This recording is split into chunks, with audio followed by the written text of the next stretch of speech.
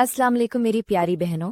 आज मैं आपके साथ एक नहायत मौसर और आसान रेमेडी शेयर कर रही हूँ जो चेहरे की सफाई, नरमी, निखार और फौरी चमक के लिए बेहतरीन है।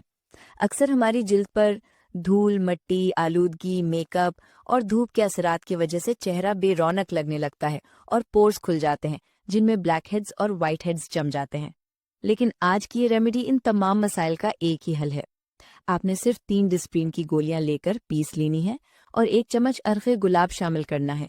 फिर इस मिक्सचर की 3 बार लेयरिंग करनी है। लगाएं, खुश्क होने दें, दोबारा लगाएं और आखिर में ठंडे पानी से धो लें। इससे चेहरा साफ, नर्म और ताज़ा महसूस होगा।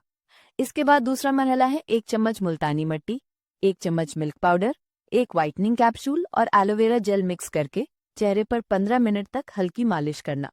इससे जिल्द नर्म, चमकदार और कुदरती तौर पर ग्लोई हो जाएगी।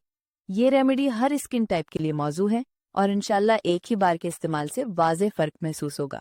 अगर वीडियो अच्छी लगे तो लाइक ज़रूर करें, चैनल ब्यूटी वाइब्स विद उज़्मा को सब्सक्राइब करें और पूरी वीडियो देखने के लिए प्रोफाइल विजिट करें।